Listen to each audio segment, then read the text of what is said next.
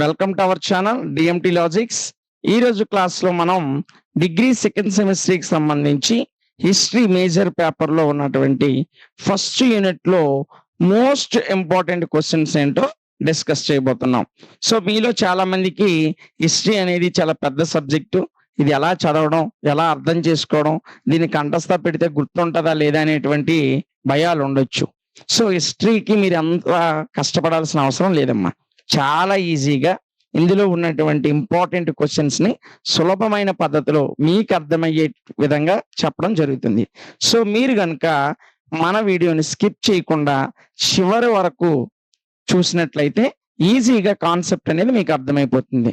So ఎప్పుడైతే మీకు concept అర్థమైపోతుందో రేపు ఎగ్జామ్లో వాడు ఏ క్వశ్చన్ అడిగినా సరే ఖచ్చితంగా మీరు 100% అటెంప్ట్ చేయగలుగుతారు. సో ఈ యూనిట్ నుండి వచ్చేటువంటి 15 మార్క్స్ కూడా ఏ క్వశ్చన్స్ ఇవ్వడానికి ఎక్కువ అవకాశం ఉందో ద మోస్ట్ ఇంపార్టెంట్ క్వశ్చన్స్ అన్ని కూడా మనం ఇప్పుడు డిస్కస్ చేయబోతున్నాం. చూడండి, ఫస్ట్ యూనిట్కి వచ్చేసి మోస్ట్ ఇంపార్టెంట్ క్వశ్చన్ వచ్చేసి హూ వర్ అజీవకాస్.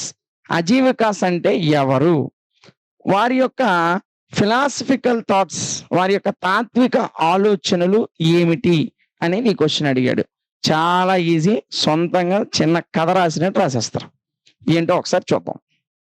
ఈ అజీవకాస్ అనేవారు ప్రాచీన భారతదేశంలో, మన యొక్క పురాతన భారతదేశంలో ఎలాంటి వస్త్రాలు లేకుండా, అంటే నగ్నంగా, కర్మని అదే విధంగా ప్రాణాంతకతను విశ్వసించి ఈ భారతదేశంలో సన్యాసులుగా సంచరించేవారు. అలాగా నగ్నంగా సంచరించేటువంటి సన్యాసులనే అజీవకాస్ అనేవారు. చూడండి, ప్రాచీన భారతదేశంలో అంటే భారతదేశము బిఫోర్ 15th సెంచరీ, 15వ శతాబ్దానికి ముందు ఈ యొక్క సన్యాసులు ఎలాంటి వస్త్రాలు లేకుండా నగ్నంగా సంచరించేవాళ్ళు. వీళ్ళు రెండు విషయాలను నమ్మేవారు. అది వచ్చేసి ఫస్ట్ వన్ కర్మ, రెండోది వచ్చేసి ప్రాణాంతకత, అంటే ఇంగ్లీష్లో ఫ్యాటలిజం. ఈ రెండు విషయాలను మాత్రమే వీళ్ళు నమ్మేవారు. ఏంటి కర్మ అంటే, మానవ జీవితంలో మనం ఏది చేస్తే దాని ఫలితాన్ని అనుభవిస్తాం. మంచి చేస్తే మంచిని అనుభవిస్తాం, చెడు చేస్తే దాని యొక్క చెడ్డ ఫలితాన్ని మనం అనుభవిస్తాం అనే విషయాన్ని ఈ అజీవికాస్ నమ్మేవారు. ఇక రెండోది ఫ్యాటలిజం, అంటే ప్రాణాంతకత. ప్రతి మనిషి కూడా పుట్టినవాడు ఖచ్చితంగా ఏదో ఒకరోజు చనిపోవలసిందే. కాబట్టి చనిపోయే జీవితానికి, చనిపోయేటువంటి ఈ యొక్క జీవితానికి ఆడంబరాలు ఎందుకు? తల్లి గర్భం నుంచి ఎలాంటి వస్త్రాలు లేకుండానే వచ్చాం, చనిపోయేటప్పుడు ఎలాంటి వస్త్రాలు లేకుండానే చనిపోయి వెళ్ళిపోతాం. సో ఈ మధ్యలో ఉన్నటువంటి జీవితానికి ఎందుకు ఆడంబరాలు అని చెప్పి ఈ అజీవకాస్ అనేవారు నగ్నంగా ఏమీ ధరించకుండా వాళ్ళు సంచరిస్తూ ఉండేవారు. అయితే ఈ అజీవకాస్ భారతదేశంలో ఎన్నో శతాబ్దంలో ఉండేవారంటే భారతదేశాన్ని పరిపాలిస్తున్న మౌర్య వంశానికి చెందినటువంటి బిందుసారుడు. ఎవరమ్మా? బిందుసారుడు. బిందుసారుడు అంటే మీరు కళ్యాణ్ రామ్ గుర్తొచ్చి ఉంటాడు. సో అతనేనండి, కాకపోతే అది సినిమా, సో ఇది హిస్టరీ. బిందుసారుని యొక్క పరిపాలనా కాలంలో ఈ అజీవకాస్ అనేవారు భారతదేశంలో ఉండేవారు. అర్థమవుతుంది కదా నాన్న? వీళ్ళు ఎలాంటి బట్టలు లేకుండా కర్మని ప్రాణాంతకతను నమ్మి భారతదేశంలో సంచరించేటువంటి ఒక సన్యాసులు. ఎవరు? అజీవకాస్. వీళ్ళు ఎప్పుడు ఉండేవారంటే భారతదేశాన్ని పరిపాలిస్తున్నటువంటి మౌర్య చక్రవర్తి బిందుసారుడు. సో మౌర్య వంశాన్ని పరిపాలించినటువంటి బిందుసారుని కాలంలో ఈ యొక్క భారతదేశంలో ఈ అజీవకులు అనేవారు ఉండేవారు. అయితే ఈ అజీవకుల గురించి ఇంకొక ముఖ్యమైన విషయం ఏంటంటే, ఈ మౌర్య చక్రవర్తి అయినటువంటి బిందుసారుడు, అదే విధంగా తన భార్య కూడా వీరి అనుచరులు. ఎవరి అనుచరులు? ఈ అజీవకాస్ యొక్క అనుచరులని అప్పుడు చెప్పుకునేవారు. అర్థమవుతుంది కదమ్మా? క్లియర్? ఇక వీళ్ళ గురించి ఇంకా చెప్పాలంటే ముఖ్యంగా బౌద్ధ మతాన్ని స్థాపించినటువంటి గౌతమ బుద్ధుడు గాని, వర్ధమాన మహావీరుడు జైన మతాన్ని స్థాపించాడు అతను గాని, వాళ్ళిద్దరూ బౌద్ధ మతంలో జైన మతంలో ఎంత ఫేమస్ అదే విధంగా ఈ అజీవకాస్లో కూడా ఒక ఫేమస్ ఇంపార్టెంట్ లీడర్ ఉన్నారు. అతని పేరు వచ్చేసి మక్కాలి గోసాల. మక్కాలి గోసాల లేదా ఇతన్ని గోసాలి అని కూడా పిలుస్తారు. సో ఏ నేమ్ అనుకున్నా పర్లేదు, గోసాల అన్న గోసాలి అన్న. ఈ మక్కాలి గోసాలి అనేటువంటి వ్యక్తి అజీవకాస్లో అతి ముఖ్యమైనటువంటి నాయకుడు. ఎలాగైతే బౌద్ధ మతంలో గౌతమ బుద్ధుడు, అదే విధంగా జైన మతంలో వర్ధమాన మహావీరుడు ఫేమస్, ఈ అజీవకాస్లో మక్కాలి గోసాలి అనేటువంటి వ్యక్తి కూడా అంతే ఫేమస్. ఇది వీళ్ళకి సంబంధించినటువంటి జనరల్ ఇన్ఫర్మేషన్. మీకు అర్థమైంది కదా. ఒకవేళ మీకు అర్థం అవ్వకపోయినట్లయితే వీడియోను మరలా ఒక 2 minutes వెనక్కి తీసుకొని వెళ్ళండి. మీకు ఈజీగానే అర్థమవుతుంది, మీకు సులభంగా అర్థమయ్యే విధంగా చెప్పడం జరిగింది. అయితే ఇక మనం నెక్స్ట్ చూసుకున్నట్లయితే ఈ అజీవక అనేటువంటి పేరు ఏ విధంగా వచ్చింది, ఈ అజీవక అనేటువంటి పేరుకి గల అర్థం ఏంటి? సో వీళ్ళు ఫస్ట్ స్టార్టింగ్ ఎర్లియర్ లైఫ్ లో ఏ విధంగా ఉండేవారు అనే విషయాలను మనం చర్చించుకున్నట్లయితే, ఈ అజీవక అనే పదానికి అర్థం ఏంటంటే, మనకి అజీవక అనేటువంటి పదానికి అర్థమవుతుంది కదా. ఫస్ట్ మనం అజీవకాకి సంబంధించినటువంటి జనరల్ ఇన్ఫర్మేషన్ గురించి ఏంటో చూసాం. సో ఇప్పుడు ఈ పదం ఏ విధంగా వచ్చింది, అసలు పదం ఏ విధంగా వచ్చిందో తెలియాలి కదా. ఈ పదం ఏంటి లేదమ్మా, యాసిటిక్ వే. యాసిటిక్ వే అంటే, యాసిటిక్ అంటే సన్యాసి అమ్మ, వే అంటే మార్గం. సన్యాసి మార్గాన్ని ఫాలో చేయడమే అజీవక అనే పదానికి అర్థం. అజీవక అనే పదానికి అర్థం ఏంటి? ఫాలోయింగ్ యాసిటిక్ వే. ఫాలోయింగ్ యాసిటిక్ వే, ఒక సన్యాసి జీవితాన్ని ఆచరించడము లేదా అనుసరించడాన్ని అజీవక అనే పదానికి అర్థంగా చెబుతారు. అయితే ఈ అజీవక అనేటువంటి ఈ సన్యాసి విభాగం అనేది భారతదేశంలో మౌర్య చక్రవర్తి అయినటువంటి బిందుసారుని కాలంలో ఎక్కువగా ఉండేవారని చెప్పుకున్నాం. అయితే కరెక్ట్ గా చెప్పాలంటే బౌద్ధ మతము జైన మతము ఏ విధంగా అయితే భారతదేశంలో ప్రాచుర్యం పొందాయో, ఈ రెండు మతాలకి సమకాలికంగా 14th సెంచరీలో ఈ యొక్క అజీవక అనేటువంటి సన్యాసి విభాగం భారతదేశంలో బాగా ప్రాచుర్యం చెందింది.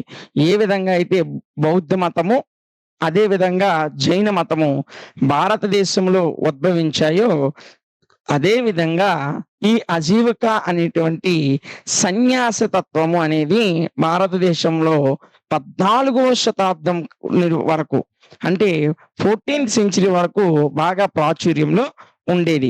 అయితే ఇది బౌద్ధ మతము లేదా జైన మతము అంత పెద్ద ఫేమస్ అయితే కాలేదమ్మా.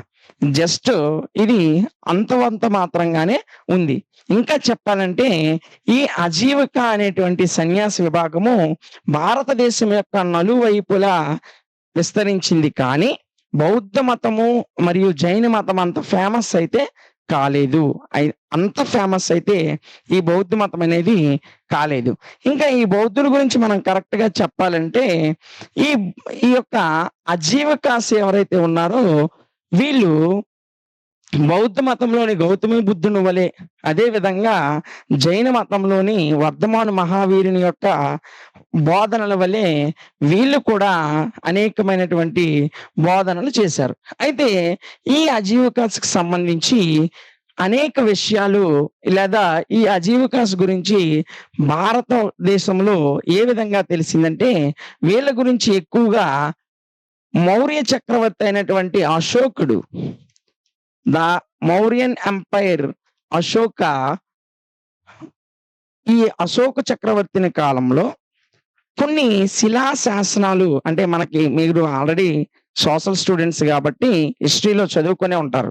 భారతదేశంలో శిలా శాసనాలు వేయడం ప్రారంభించింది ఎవరంటే అశోకుని కాలం నుంచే ప్రారంభించినటువంటి రాజు అశోకుడు. ఈ అశోకుడు వేయించినటువంటి శిలా శాసనాల్లో ఈ యొక్క అజీవకాస్ గురించి ప్రస్తావించడం జరిగింది. సో మనం శిలా శాసనాలనే ఎడిక్ట్స్ అని అంటాం. ఏమంటాం? ఎడిక్ట్స్ అని అంటాం. అశోకుని యొక్క శిలాశాసనాల్లో అజీవికాస్ గురించి వివరించడం జరిగింది. సో ఈ విధంగా అజీవిక అనే పదానికి అర్థం ఏం చెప్పుకున్నాం? ఫాలోయింగ్ యాసిటిక్ వే, సన్యాసి జీవితాన్ని అనుసరించడమే అజీవిక అనే పదానికి అర్థమని చెప్పాం. అదే విధంగా ఈ యొక్క అజీవిక అనే సన్యాస విభాగము 14th సెంచరీ వరకు కొనసాగింది. ఇది బౌద్ధ మతం, జైన మతం లాగే భారతదేశంలో ఉద్భవించింది. దీని యొక్క విస్తరణ అనేది భారతదేశం యొక్క పొడవు వెడల్పులకు, అంటే మొత్తం నలుదిశలకు కూడా దీని గురించి సమాచారం అనేది విస్తరించబడింది. అంటే అక్కడక్కడ ఫాలో అయిన వాళ్ళు భారతదేశం అంతా ఉన్నారు. కానీ బౌద్ధ మతము, జైన మతం అంత ఫేమస్ అయితే ఇది కాలేకపోయింది. సో ఇప్పుడు అజీవిక అనే పదానికి అర్థం మీకు తెలిసింది. వీళ్ళ గురించి అశోకుని శిలాశాసనాల్లో తెలియజేయబడిందని చెప్పుకున్నాం. అసలు అజీవిక అనే పదానికి అర్థం ఏమిటో కూడా మనం డిస్కస్ చేసాం. సో ఇంకొకసారి ఇంకా మీకు అర్థం అవ్వకపోతే వీడియోని మీరు మరలా వెనక్కి తీసుకొని వెళ్ళి ఒకసారి చూసినట్లయితే మీకు ఈజీగానే అర్థమవుతుంది. ఇకపోతే మనం అజీవికాస్ యొక్క స్కూల్ ఆఫ్ థాట్స్, వారి యొక్క ఆలోచనలు, తాత్విక విధానాలు ఏ విధంగా ఉంటాయో ఒకసారి మనం డిస్కస్ చేసుకోవాలి. అయితే ఈ అజీవికాసు ప్రధానంగా ఏం నమ్మేవారంటే, మానవుడు చేస్తున్న ప్రతి పని, ఆ పని వల్ల అతడు పొందుతున్న ప్రతి ఫలితం కూడా విధి రాతను బట్టి నిర్ణయించబడి ఉంటుంది అని వీళ్ళు ప్రధానంగా నమ్మేవారమ్మా. వీళ్ళు ముఖ్యంగా నమ్మినటువంటి ఇంపార్టెంట్ బిలీఫ్ ఏంటంటే, మానవుడు అనుసరిస్తున్న ప్రతి విధానము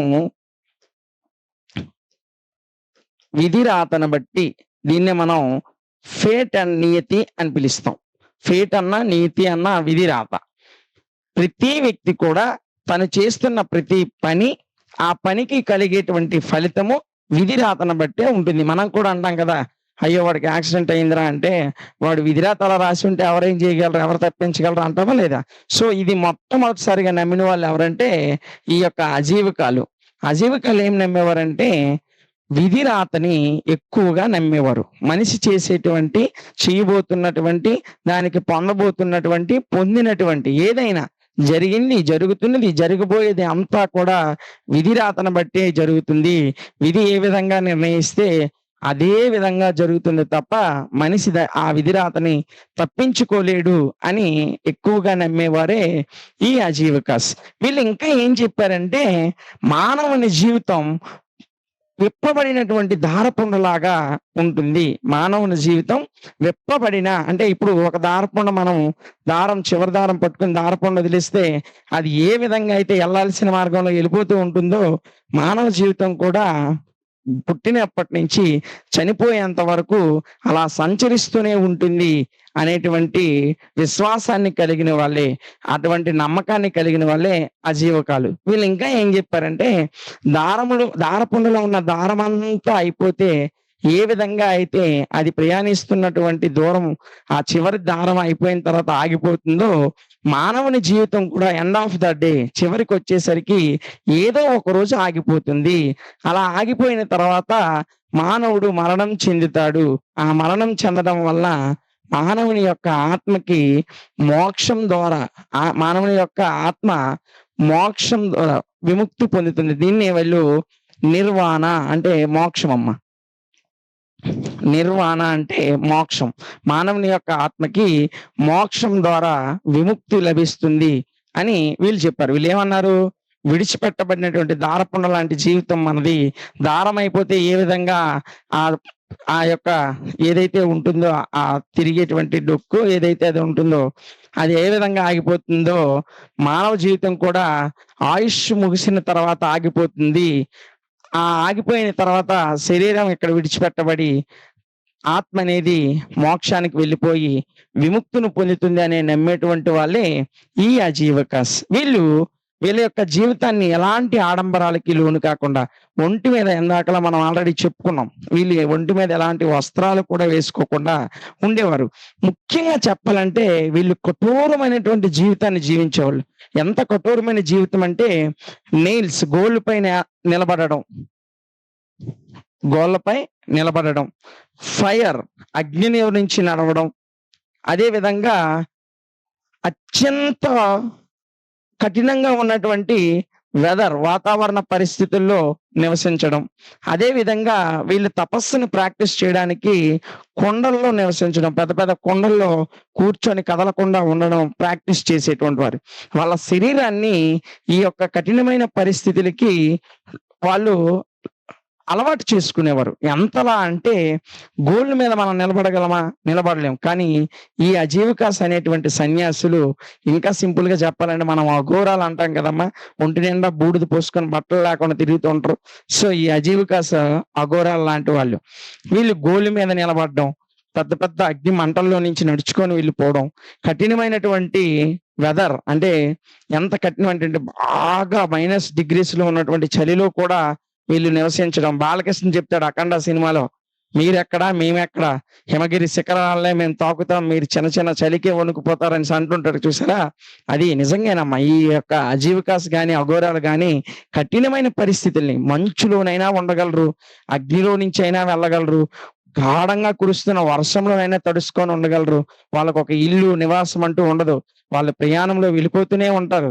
అది బాగా ఎండైన ప్రాంతాలైనా, ఎడారులైనా, ఏదైనా సరే ఎలాంటి కఠినమైన వాతావరణ పరిస్థితులు కూడా వాళ్ళు భయపడరు. ఎందుకు అలా భయపడరంటే వీళ్ళు ఈ యొక్క జీవితాన్ని, వాళ్ళ యొక్క బాడీని ఈ కఠినమైన జీవితానికి అలవాటు చేసుకుంటారు. కొన్ని సంవత్సరాల పాటు తపస్సులో కూర్చోవడం కోసం వాళ్ళు కొండల్ని పెట్టుకొని ఆ కొండల్లో కూర్చొని తపస్సులో కదలకుండా ఉండడం కొరకు ప్రాక్టీస్ కూడా చేస్తారు. ఇలాంటి కఠినమైనటువంటి జీవిత విధానాన్ని అనుసరించుకున్నటువంటి వాళ్ళే అజీవికాస్. అయితే ముఖ్యముగా వీళ్ళకి ఇంత కఠినమైనటువంటి విధానాన్ని వీళ్ళు అవలంబించినప్పటికీ భారతదేశంలో అజీవికాస్ అనేది అంత ఫేమస్ కాలేకపోయింది. దేంతో పోలిస్తే అంటే బౌద్ధ మతం, జైన మతానికి ఇది సమకాలికంగా, అంటే భారతదేశంలో బౌద్ధ మతం, జైన మతం ఏ విధంగా అయితే ఉన్నాయో దాంతో పాటు వచ్చింది. అవి పొందినటువంటి ఫేమస్ ని ఈ యొక్క అజీవికాస్ అనేటువంటి సన్యాసి జీవితాన్ని జీవించేటువంటి ఈ విధానము భారతదేశంలో అంత ఫేమస్ కాలేకపోయింది. అయితే వీళ్ళు మౌర్య సామ్రాజ్యం సమయంలో, మౌర్య చక్రవర్తుల యొక్క పాలనలో బరాబర్ అనేటువంటి బరాబర్ కేవ్స్ అంటే ఇవి బీహార్లో ఉన్నాయమ్మా. ఏ రాష్ట్రంలో ఉన్నాయి? బీహార్ రాష్ట్రంలో ఉన్నాయి.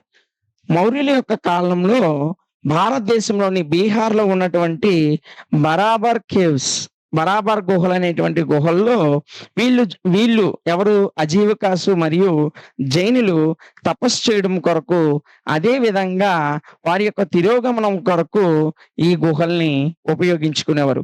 వీళ్ళలో ముఖ్యంగా అజిత కేశ కంబరి వీళ్ళు ముఖ్యమైనటువంటి ఇంకొక వ్యక్తి. ఇతను ఒక భౌతికవాది. ఇతను అజీవికాస్ కాదు. అజీవికాస్ టైంలో అజిత కేశ కంబరి అనేటువంటి ఒక భౌతికవాది ఒక ముఖ్యమైన విషయాన్ని నమ్మేవాడు. ఏంటి అంటే మానవ జీవితం అనేది 4 ప్రైమరీ ఫంక్షన్ తో, అంటే 4 ప్రాథమిక అంశాలతో కూడుకుని ఉంటుంది. అదేంటంటే మొదటిది వచ్చేసి ఫైర్, రెండోది వచ్చేసి వాటర్, మూడోది వచ్చేసి విండ్, నాలుగోది వచ్చేసి sense. First fire, second water, third one వచ్చేసి విండ్, ఫోర్త్ వన్ వచ్చేసి సెన్స్, జ్ఞానము. అంటే మానవుని యొక్క జీవితము ఈ 4 అంశాలతో ముడిపడి ఉంటుంది. పంచభూతాలు అని అంటున్నాం కదా ఇప్పుడు మనం. సో ఇప్పుడు పంచభూతాలు కాకుండా ఈ అజిత కేశ కంబరి ఏం చెప్పాడంటే అగ్నితోను, అదే విధంగా నీరుతోను, విండ్ గాలితోను, అదే విధంగా సెన్స్ జ్ఞానంతోను మానవ జీవితం అనేది ముడిపడి ఉంది అని నమ్మినటువంటి వ్యక్తే అజిత కేశ కంబరి. ఇతను కూడా ఈ అజీవికాస్ టైంలో ఉన్నటువంటి ఒక మానవవాది లేదా భౌతికవాది. ఇదమ్మా అజీవికాస్కి సంబంధించినటువంటి కంప్లీట్ ఇన్ఫర్మేషన్. సో మనం అజీవికాస్ అంటే ఏంటి, వాళ్ళు ఏ కాలంలో ఉండేవారు, వాళ్ళ యొక్క జీవన విధానం ఏ విధంగా ఉండేది, వాళ్ళ యొక్క విశ్వాసం అంటే వారు జీవితం మీద వాళ్ళు ఏర్పరచుకున్న నమ్మకం ఏంటి, వాళ్ళు జీవితాన్ని ఎంత కఠినంగా జీవించేవారు అనేటువంటి అన్ని విషయాలను కూడా మనం డిస్కస్ చేసాం. చాలా ఈజీగా ఉంది కదమ్మా, ఏం లేదు, చాలా ఈజీగా ఉంటుంది. ఒక కథ వింటున్నట్టు ఉంటుంది హిస్టరీ. మనం ఇష్టపడాలే గాని హిస్టరీలో ఏ క్వశ్చన్ చదివినా, ఏ ఎస్సే చదివినా, ఏ షార్ట్ ఆన్సర్ క్వశ్చన్ చదివినా చాలా ఈజీగా ఒక కథలాగా ఉంటుంది. మనం అర్థం చేసుకోవాలంటే. సో చాలా ఈజీగా ఉన్నప్పటికీ మీరు 1కి 2 సార్లు క్లాస్ వినండి. అదే విధంగా మెటీరియల్ మనం పీడిఎఫ్ కూడా ప్రొవైడ్ చేస్తున్నాం కాబట్టి పీడిఎఫ్ ఒకసారి చదువుకుంటే ఈజీగానే మీరు ఎగ్జామినేషన్ లో ఫుల్ మార్క్స్ తెచ్చుకోవడానికి ఎక్కువ అవకాశం ఉంటుంది. సో ఈ వీడియో కనుక మీకు నచ్చినట్లయితే మన యొక్క ఛానల్ని, మన వీడియోస్ ని లైక్ చేయండి. హూవర్ లోకాయత, లోకాయత అంటే ఎవరు, వాళ్ళ యొక్క ఫిలాసఫీ ఆఫ్ చారువాకా స్కూల్, చారువాకాస్ అన్నా లోకాయత అన్నా ఒకటే, వాళ్ళ యొక్క ఫిలాసఫికల్ స్కూల్ గురించి అడిగాడు. అయితే మనం ఫస్ట్ లోకాయత అంటే ఏంటి, వాళ్ళ యొక్క స్కూల్ ఆఫ్ థాట్స్ ఏ విధంగా ఉండేవి, వాళ్ళ యొక్క ఆ తాత్విక ఆలోచనలు ఏ విధంగా ఉన్నాయో చూద్దాం. ఈ యొక్క లోకాయతలు ఎవరైతే ఉన్నారో వీళ్ళని చారువాక అని కూడా అంటాం. సింపుల్ గా చెప్పాలంటే వీళ్ళు నాస్తికులమ్మ, అంటే దేవుడిని నమ్మని వారు. లోకాయత లేదా చారువాకులు దేవుణ్ణి ఏ విధంగా కూడా నమ్మేవారు కాదు. వీళ్ళు ఫిలాసఫీ అంతా ఎలాగుండేదంటే philosophy of real world, philosophy of real world, నిజమైనటువంటి ప్రపంచాన్ని మాత్రమే వీళ్ళు తాత్విక ఆలోచనల ద్వారా అన్వేషించేవారు. అంతేగాని దేవుణ్ణి, ఆత్మని, మరణం తర్వాత జీవితాన్ని ఇలాంటి వాటిని పెద్దగా నమ్మేవారు కాదు. పెద్దగా అంటే అసలు నమ్మేవారు కాదు. చారువాకుల్నే మనం లోకాయుత అని కూడా అంటాం. వీళ్ళు దేవుని మీద ఎలాంటి నమ్మకం లేకుండా వాస్తవ ప్రపంచాన్ని, రియల్ వరల్డ్ మాత్రమే నమ్మేవారు. అంటే వీళ్ళ ఆలోచనలన్నీ కూడా ఏ విధంగా తెల్లవారుతుంది, ఏ విధంగా రాత్రి అవుతుంది, వర్షం ఏ విధంగా పడుతుంది, ఎండ ఏ విధంగా ఎక్కుతుంది, పుష్పాలు ఏ విధంగా పుష్పిస్తున్నాయి, లేదంటే పలానా పక్షులు ఏ విధంగా జీవిస్తున్నాయి, ఇలా ప్రపంచంలో జరిగేటువంటి విషయాలన్నింటినీ కూడా వాస్తవమైనటువంటి కోణంలో మాత్రమే నమ్మేవారు. వీళ్ళు ముఖ్యంగా దేవుడిని నమ్మేవారు కాదు. Existence of God, existence of God, భగవంతుని యొక్క తత్వాన్ని వీళ్ళు నమ్మేవారు కాదు. అసలు ఆ దేవుడు లేడు అనేటువంటి ప్రధాన భావంలో ఉండిపోయిన వాళ్ళే ఈ లోకాయతస్. వీళ్ళు అసలు భగవంతుడిని నమ్మేవారు కాదు. ఒక మాటలో మన భాషలో చెప్పుకోవాలంటే వీళ్ళు నాస్తికులు. దేవుడు లేడు, దెయ్యం లేదు, ఏటి లేదు, ఉన్నదంతా సృష్టి, ఇందులో యథార్థంగా వాటి కాలక్రమం ప్రకారంగా జరుగుతూ ఉంటుంది, అంతేగాని దేవుని వల్ల కాదు, దెయ్యం వల్ల కాదు అనేటువంటి ఒక ఆలోచన కలిగిన వాళ్ళే లోకాయతస్. మీరు ఇండియన్ హిస్టరీ మొత్తము చూసినట్లయితే ఈ చారువాకులు తప్పించి మిగతా వాళ్ళందరూ కూడా ఏదో ఒక మతాన్ని లేదా ఏదో ఒక దైవాన్ని అనుసరించి ఉండేవారు. కానీ ఇండియన్ హిస్టరీలో ఈ లోకాయతలు లేదా చారువాకులు అనేవారు దేవుడిని నమ్మేవారు కాదు. ఎక్సిస్టెన్స్ ఆఫ్ గాడ్, దైవత్వాన్ని, దేవుని యొక్క ప్రాముఖ్యతను తిరస్కరించిన వాళ్ళు ఎవరు అంటే చారువాకులు. వీళ్ళు ఈ చారువాక లేదా లోకాయతాన్ని దీని గురించి కృషి చేసినటువంటి వ్యక్తి మొట్టమొదటిగా బృహస్పతి అనేటువంటి వ్యక్తి. ఈ బృహస్పతి అనే వ్యక్తి ఈ లోకాయత సిస్టమ్ గురించి గ్రౌండ్ వర్క్ చేశాడు. అంటే మొట్టమొదటిసారిగా ఇలాంటి వాస్తవమైనటువంటి ఆలోచనలతో, తాత్వికమైనటువంటి ఆలోచనలతో ముందుగా దీన్ని ప్రారంభించిన వాడు ఎవడు అంటే బృహస్పతి అనేటువంటి వ్యక్తి మొదటిగా ప్రారంభించాడు. కాబట్టి ఈ బృహస్పతినే ట్రెడిషనల్ ఫౌండర్ ఆఫ్ చారువాక అంటారు. ట్రెడిషనల్ ఫౌండర్ అంటే మనం తెలుగులో సాంప్రదాయ స్థాపకుడు అంటాం కదమ్మా. ప్రతిదానికి father of zoology, father of botany, father of physics, father of chemistry అంటూ మనం చదువుతూ ఉంటాం. సో ఈ చారువాక సిస్టమ్ కూడా ఒక ట్రెడిషనల్ ఫౌండర్, ఒక సాంప్రదాయ స్థాపకుడు ఉన్నాడు. అతన్నే మనం బృహస్పతి అంటాం. బృహస్పతి అని అంటాం. ఈ బృహస్పతి ఏం చేశాడంటే తన యొక్క ఆలోచనల్ని, తన యొక్క విధానాలని, తనకి ఏవైతే ప్రకృతి మీద ఎలాంటి భావన కలిగి ఉన్నాడో ఆ భావనలను అనుసరించి ఈ లోకాయత విధానాన్ని ఇతను ప్రతిపాదించాడు. అంటే దేవుడు, ఆత్మ అనేవి లేవు, ప్రతి మనిషి కూడా తన కష్టం ద్వారానే బతుకుతాడు.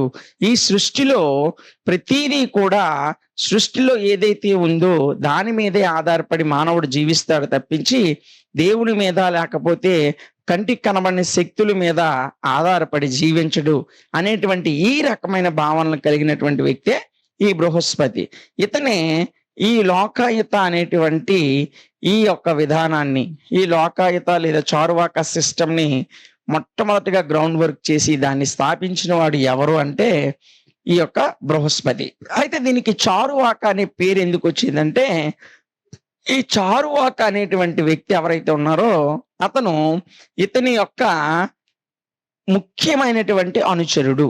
ఇంకా చెప్పాలంటే బృహస్పతి యొక్క ప్రధాన శిష్యుడు. బృహస్పతి యొక్క ప్రధాన శిష్యుడు.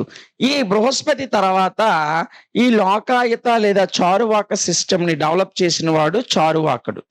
ఈ చారువాకని పేరు మీదే ఈ సిస్టమ్ కి చారువాక సిస్టమ్, ఈ స్కూల్ ని కూడా, ఈ యొక్క సిస్టమ్ లో ఉన్నటువంటి స్కూల్ ని కూడా ఇతని పేరు మీద, ఎవరి పేరు మీద, చారువాకుడి పేరు మీద ద స్కూల్ ఆఫ్ చారువాక అనేటువంటి పేరు రావడం జరిగింది. వీళ్ళ గురించి ప్రధానంగా మనం చూసుకున్నట్లయితే చారువాకులు దేవుణ్ణి నమ్మరు. ఇది మెయిన్ మీరు నేర్చుకోవాల్సినటువంటి పాయింట్. దేవుణ్ణి కానీ, దేవుని యొక్క తత్వాన్ని కానీ, దేవుని యొక్క ప్రాముఖ్యతను కానీ వీళ్ళు కనీసం అంటే కనీసం కూడా నమ్మేవారు కాదు. వీళ్ళు మరి దేన్ని నమ్మేవారు అంటే వీళ్ళ ఫిలాసఫీ ఎప్పుడు కూడా philosophy of the real world, అంటే నిజమైనటువంటి ప్రపంచమే, నిజమైన ప్రపంచంలో ఏదైతే జరుగుతుందో దాని మీదే వీళ్ళ యొక్క తాత్విక ఆలోచనలు అనేవి ఉండేవి. అంటే నీరు మీద నీరుంది, నిప్పుంది, నింగుంది, నేలుంది, ఆకాశం ఉంది. ఇలా ఆకాశం కానీ పంచిపోతాలని మనం చెప్తాం కదమ్మా. సో గాలి, నీరు, నిప్పు, ఆకాశం, భూమి వీటిని అనుగుణంగా చేసుకొని వీటి ఆధారంగానే నిజమైనటువంటి ప్రపంచంలో ఏం జరుగుతుంది అనేటువంటి వాస్తవిక విషయాన్ని మాత్రమే ఈ చారువాకులు నమ్మేవారు. ఇది వీళ్ళకి సంబంధించి వీళ్ళలో గ్రౌండ్ వర్క్ చేసి ఈ చారువాక సిస్టమ్ లేదా లోకాయుత సిస్టాన్ని స్థాపించిన వాడు ఎవరంటే ఈ బృహస్పతి అనేటువంటి వ్యక్తి. ఈ బృహస్పతిని ట్రెడిషనల్ ఫౌండర్ అని పిలుస్తాం. అంటే సాంప్రదాయ స్థాపకుడు. చారువాక సిస్టమ్ లేదా లోకాయత సిస్టమ్ ని who is the traditional founder of Charvaka or Lokayata అని అడిగినట్లయితే మనం చెప్పే ఆన్సర్ ఏంటంటే బృహస్పతి అనేటువంటి వ్యక్తి దీనికి సంబంధించినటువంటి గ్రౌండ్ వర్క్ ని, అంటే దీని యొక్క మూలాలని ఎవరు డెవలప్ చేశారు, అసలు ఈ భావనని ఎవరు ముందుకు తీసుకొచ్చారు అని మనం ఆలోచించినట్లయితే అతనే బృహస్పతి. ఈ బృహస్పతి యొక్క ప్రధాన శిష్యుడైనటువంటి లేదా ముఖ్య అనుచరుడైనటువంటి చారువాక అనేటువంటి వ్యక్తి ఈ సిస్టమ్ ని ఇంకా డెవలప్ చేశాడు. సో ఈ విధానాన్ని ప్రజల్లోకి బలంగా తీసుకెళ్లిన వ్యక్తి అని కూడా చెప్పుకోవచ్చు. ఎవరిని? చారువాక అనేటువంటి వ్యక్తిని. ఇతని పేరు మీదనే ఈ చారువాక సిస్టమ్ కి సంబంధించినటువంటి స్కూల్ కూడా స్కూల్ ఆఫ్ చారువాక అంటారు. సో ఈ చారువాక అనేవాడు బృహస్పతి యొక్క ప్రధాన అనుచరుడు. ఇక్కడ వరకు క్లియర్ కదమ్మా. సో ఇది దీనికి సంబంధించినటువంటి జనరల్ ఇన్ఫర్మేషన్. అయితే మీకు ఇందులో ఉన్నటువంటి మెయిన్ పాయింట్స్ ఏంటో చూసే ముందు ఒకసారి మీకు దీనికి సంబంధించినటువంటి వివరణ ఇంకా మీకు అర్థం అవ్వాలంటే వీడియో వెనక్కి వెళ్ళండి, ఒకసారి చూడండి. 1-2 సార్లు మీరు మరలా వింటే ఈజీగానే మీకు అర్థమైపోతుంది. అయితే ఇంకా మనం నేర్చుకోవాల్సింది విధానం ఏంటంటే చారువాక కాన్సెప్ట్ ఆఫ్ గాడ్. ఈ చారువాకులు దేవుని మీద ఎలాంటి భావనలు కలిగి ఉండేవారు, దేవుని మీద వాళ్ళకు ఉన్నటువంటి అభిప్రాయాలు ఏంటో ఒకసారి మనం చూసినట్లయితే మనం ఇదివరకు చెప్పుకున్నాం. ఏంటని చెప్పుకున్నాం? వీళ్ళు ఎక్సిస్టెన్స్ ఆఫ్ గాడ్, వీళ్ళ అభిప్రాయం ఎప్పుడూ కూడా దేవుణ్ణి తిరస్కరించడమే. సింపుల్ గా చెప్పాలంటే దేవుడిని అసలు నమ్మరు. దేవుడు అనేవాడు ఎవడు, దేవుడు ఎక్కడ ఉన్నాడు అనేటువంటి ఒక భావన కలిగిన వాళ్ళు చారువాకులు. వీళ్ళు ఎప్పుడు కూడా దైవత్వాన్ని, దేవుని యొక్క తత్వాన్ని విమర్శించేవాళ్ళు. సింపుల్ గా చెప్పాలంటే దేవుడిని విమర్శించేవాడు. దేవుడు ఉన్నాడా, ఏది ఉంటే రమ్మను, దేవుడు ఉన్నాడా అయితే ఇది చేయమను, దేవుడు ఉన్నాడా భూమిని ఆగిపోమను, ఇలా అడ్డుచూడుగా, మన భాషలో చెప్పాలంటే అడ్డుచూడుగా మాట్లాడేవారు. అంటే మనం ఏదైనా దేవుని గురించి ఒక మాట చెప్తే వాళ్ళు అటు నుంచి తిరిగి క్వశ్చన్ చేసేవారు. అలాంటి వ్యక్తిత్వము లేదా అలాంటి ఒక ఆలోచనను కలిగి ఉన్న వాళ్ళే ఈ చారువాకులు. సో వీళ్ళకి దేవుని మీద ఇంకేం అభిప్రాయం ఉంటుంది, దేవుణ్ణే తిరస్కరిస్తారంటే. కాబట్టి వీళ్ళ గురించి ముఖ్యంగా గుర్తుపెట్టుకోవాల్సిన పాయింట్ ఏంటంటే ఎగ్జిస్టెన్స్ ఆఫ్ గాడ్. అయితే వీళ్ళు దేవుణ్ణి ఎందులో చూసేవారంటే, అంటే దేవుడు లేడని నమ్మేవారు. కానీ వీళ్ళు నిజమైనటువంటి వాస్తవ ప్రపంచాన్ని, రియల్ వరల్డ్, మనం ఆల్రెడీ ఇది చెప్పుకున్నాం, రియల్ వరల్డ్, నిజమైనటువంటి ప్రపంచంలో ఇప్పుడు మన కంటికి కనిపిస్తున్న ప్రపంచం అంతా ఏ విధంగా ఉందో, ప్రకృతి పూలని పుష్పిస్తుంది, అలాగే ఆకాశం వర్షాన్ని కురిపిస్తుంది, సూర్యుడు కాంతిని ఇస్తున్నాడు, చంద్రుడు వెన్నెల్ని ఇస్తున్నాడు, భూమి గుండ్రంగా తిరగడం వల్ల పగలు రాత్రులు ఏర్పడుతున్నాయి. ఇలా ఒక సైంటిఫిక్ కోణంలో ప్రపంచాన్ని ఆరాధించేవారు. సో దైవత్వం ఏమీ లేదు, సృష్టి భూమి మీద మిగతా జీవులు ఏ విధంగా అయితే సృష్టించబడ్డాయో మనం కూడా సృష్టించబడ్డాం. సో మనము ప్రకృతిలో ఉన్న ఏవైతే ఉన్నాయో వాటిని పొందుకొనే జీవిస్తున్నాం. కాబట్టి మనం నిజంగా ఆరాధించాలంటే వాటికి తప్పించి ఇంకెవరికి మనం కృతజ్ఞత కలిగి ఉండక్కర్లేదు. కంటికే కనిపించినటువంటి దేవుడు లేనే లేడు అనేటువంటి థాట్ ని కలిగి ఉన్నవారే ఈ చారువాక్స్. సో ఈ చారువాకులు లేదా లోకాయుత అనేటువంటి వర్గానికి చెందిన వాళ్ళు దేవుని యొక్క ప్రాముఖ్యతని నమ్మేవారు కాదు, నిజమైన వాస్తవ ప్రపంచాన్ని మాత్రమే నమ్మేవారు. సో ఈ రియల్ వరల్డ్ ని కూడా నమ్మేవారు కానీ దీన్ని కూడా పూజించేవారు కాదు. అయితే వీళ్ళు ముఖ్యంగా వీళ్ళ గురించి మనం చెప్పుకున్నట్లయితే వేదాస్ అండ్ పురాణాస్,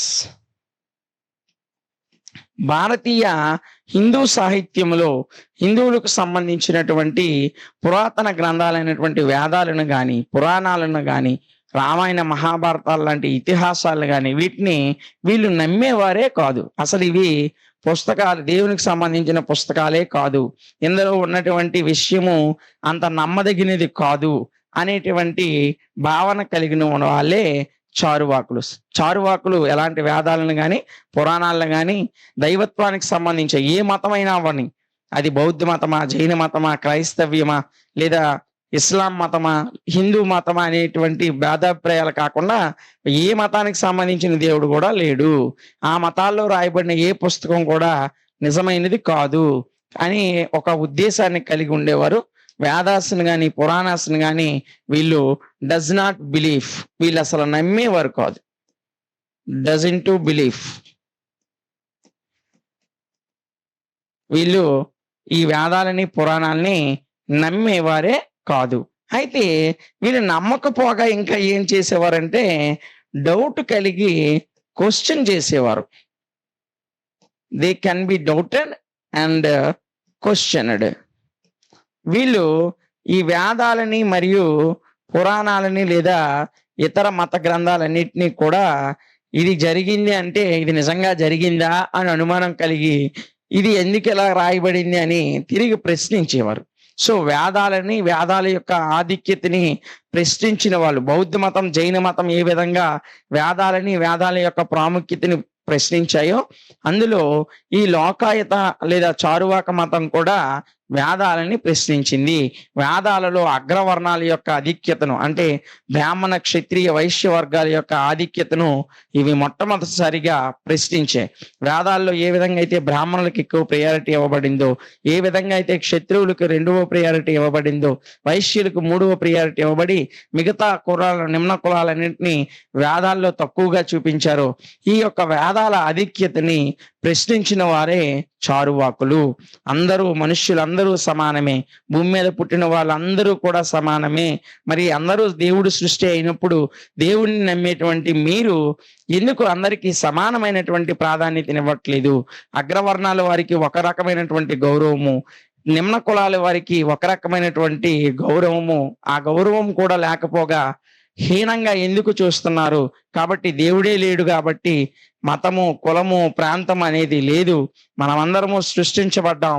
మరలా ఏదో ఒకరోజు చనిపోతాం. దేవుడు లేదు, దెయ్యము లేదు అనేటువంటి భావాలను కలిగి ఈ వేదాలను ప్రశ్నించినటువంటి వ్యక్తులే వేదాల మీద ఒక అనుమానం కలిగి ఇది ఎవరు రాశారు? ఇది అందులో ఉన్నదంతా సత్యమనేనా అనేటువంటి అభిప్రాయం, ఇది ఏం నిజమా అనేటువంటి డౌట్ కలిగి తిరిగి క్వశ్చన్ చేసినటువంటి వాళ్ళే చారువాకులు. చారువాకులు చేసినటువంటి ముఖ్యమైనటువంటి విషయం ఏంటంటే వేదాలలో అగ్రవర్ణాలకు ఉన్నటువంటి ఆధిక్యతను, తక్కువ వర్గాలకు ఉన్నటువంటి హీనత్వాన్ని క్వశ్చన్ చేసిన వారు ఎవరు అంటే మనం ముఖ్యంగా చెప్పుకోవాల్సింది చారువాకుల్స్. ఇది చారువాకులు దేవుని మీద కలిగినటువంటి నిజమైనటువంటి ఏ విధమైనటువంటి అభిప్రాయం కూడా నిజంగా చెప్పాలంటే వీళ్ళు కలిగి లేరు. అసలు దేవుడే లేడు అనేవారు. వీళ్ళు నిజాన్ని కూడా పలాంది నిజము అని తెలిసినప్పటికి కూడా దాన్ని కనుగొని నమ్మేవారు. చూడండి, the truth can be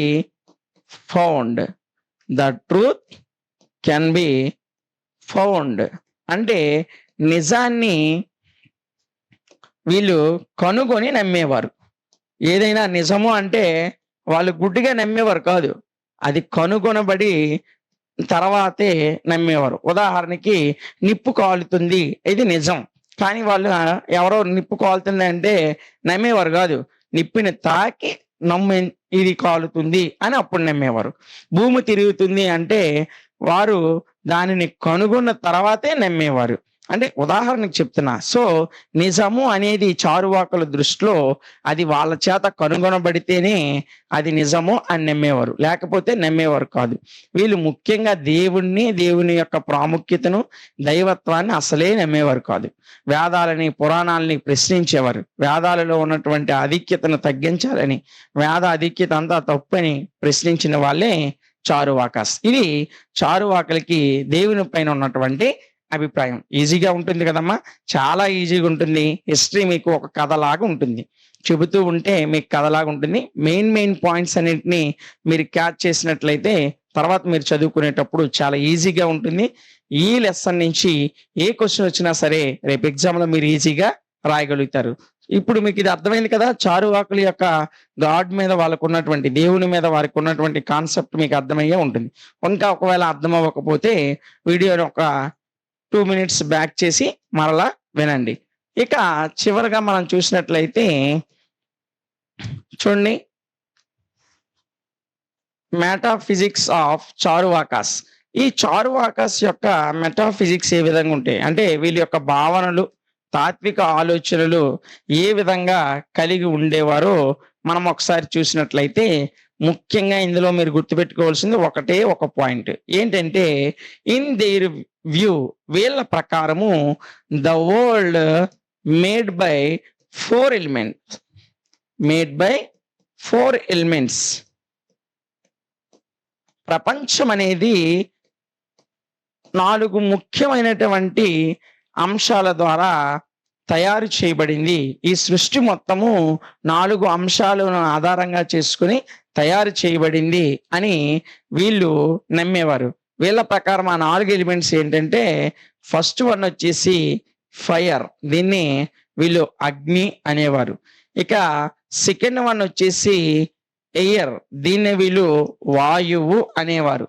third one వచ్చేసి వాటర్, దీన్నే వీళ్ళు జల్ అని అనేవారు, జలము. ఇక ఫోర్త్ వన్ వచ్చేసి ఎర్త్ అంటే భూమి. సో భూమి, నిప్పు, ఇక్కడ ఆకాశం లేదు, అగ్ని, గాలి, నీరు, భూమి. ఈ 4 అంశాలను ప్రధానంగా చేసుకుని, ఈ 4 అంశాలు ప్రధానంగా ప్రపంచం అనేది తయారు చేయబడిందని ఎవరు నమ్మేవారు? చారువాకాస్ నమ్మేవారు. వీళ్ళ ప్రకారం భూమి మొత్తం సృష్టి కూడా అగ్ని, అదే విధంగా గాలి, నీరు, భూమిని ఆధారంగా చేసుకుని ఈ ప్రపంచం నిర్మించబడిందని నమ్మేవారు. కొన్ని పుస్తకాల్లో, అంటే ఇప్పుడు మీ డిగ్రీ బుక్స్ లో కానీ ఇతర బుక్స్ లో వీటికి తోడు ఆకాశ్, అంటే ఆకాశం. సో వీటన్నిటిని కలిపి పంచభూతాలు అంటాం. సో వీళ్ళ ప్రకారం అయితే మాత్రం మీ టెక్స్ట్ బుక్‌లో 4 ఎలిమెంట్స్ అనే ఇచ్చాడు. సో మీరు 4 అయినా గుర్తుపెట్టుకోండి, 5 అయినా గుర్తుపెట్టుకోండి. ఏం పర్లేదు. అదేం తప్పైపోదు. సో మీ టెక్స్ట్ బుక్ ప్రకారం 4 ఎలిమెంట్స్ ఏవేవి అంటే ఫైరు, ఎయిరు, వాటరు, ఎర్త్. ఈ 4 ఆధారంగానే సృష్టి అనేది సృష్టించబడింది. సృష్టిలో ఇవే అతి ముఖ్యమైనవి అని నమ్మినటువంటి వ్యక్తులే ఈ చారువాకస్. చారువాకస్ దేవుడిని నమ్మేవారు కాదు. కాబట్టి ఆకాశం ఉంటదనే విషయాన్ని కూడా వీళ్ళు నమ్మేవారే కాదు. ఎందుకంటే పురాతన కాలంలో ఆకాశంలో దేవుడు ఉంటాడు అని చెప్పేవారు. ఇలాంటి కల్పనా కథల్ని చారువాకులు అస్సలు నమ్మేవారే కాదు. కాబట్టి వీళ్ళు సృష్టిలో అగ్ని ఉంది, ఇది మనకు ఉపయోగపడుతుంది. సృష్టిలో వాయువు ఉంది, దీనివల్ల మనం బ్రతుకుతున్నాం. వాటర్ ఉంది, దీనివల్ల మన దాహార్తులు అంటే మన దాహాన్ని తీర్చుకుంటున్నాం, మన అవసరాలను తీర్చుకుంటున్నాం. భూమి ఉంది, ఈ భూమి మీదే సకల ప్రాణకోటి కూడా జీవిస్తుంది. ఈ 4 అంశాలని ప్రధానంగా చేసుకుని సృష్టి అనేది మొత్తం వరల్డ్ ప్రపంచం అనేది సృష్టించబడింది అనేటువంటి విషయాన్ని అనేటువంటి అభిప్రాయాన్ని కలిగిన వారే చారువాకస్. అర్థమైంది కదమ్మా?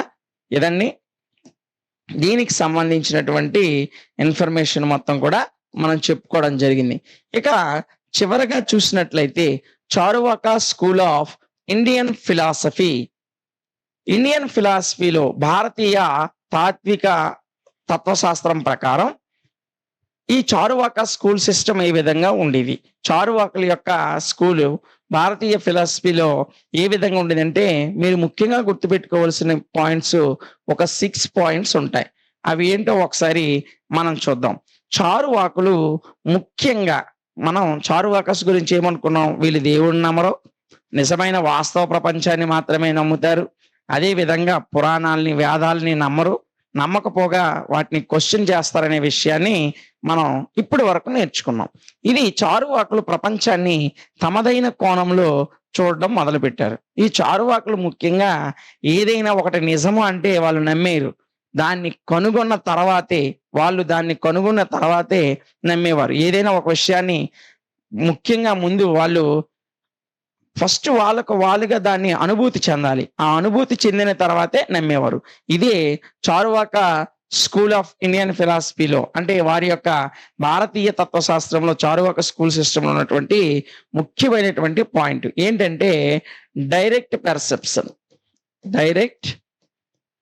పెర్సెప్షన్, ప్రత్యక్ష అవగాహన. వాళ్ళు ఏదైనా ఒక విషయాన్ని తెలుసుకోవాలంటే ప్రత్యక్ష అవగాహన ద్వారా మాత్రమే డైరెక్ట్. ఇందాక మనం చెప్పాం నిప్పు కాలుతుంది అంటే నిప్పును ముట్టి అవగాహన పొందిన తర్వాత ఎస్ నిప్పు కాలుతుంది అనేటువంటి ఒక నమ్మకానికి వచ్చేవారు. వాటర్లో తడుస్తాం లేదా లోతులో వాటర్ మనల్ని జలాలు ముంచుతాయి అన్నాం అనుకోండి, వాళ్ళు నిజంగా దాన్ని అనుభూతి చెందితేనే నమ్ముతారు. సో చారువాక స్కూల్ సిస్టంలో ఏది కూడా భగవంతుడి అనుగ్రహము దేవుని వల్ల వస్తుంది, దేవుడు ఇస్తాడు, అది ఇది అని చెబితే వాళ్ళు నమ్మరు. వాళ్ళు ఎలా నమ్ముతారంటే డైరెక్ట్ పెర్సెప్షన్, ప్రత్యక్ష అవగాహన ద్వారా మాత్రమే వాస్తవమైనటువంటి నిజాలని వీళ్ళు నమ్ముతారు. ఇక రెండోది ఏంటంటే దేవుడు, దెయ్యము, ఆత్మ ఇలాంటి విషయాల్ని వీళ్ళు ఎక్కువగా నమ్మరు.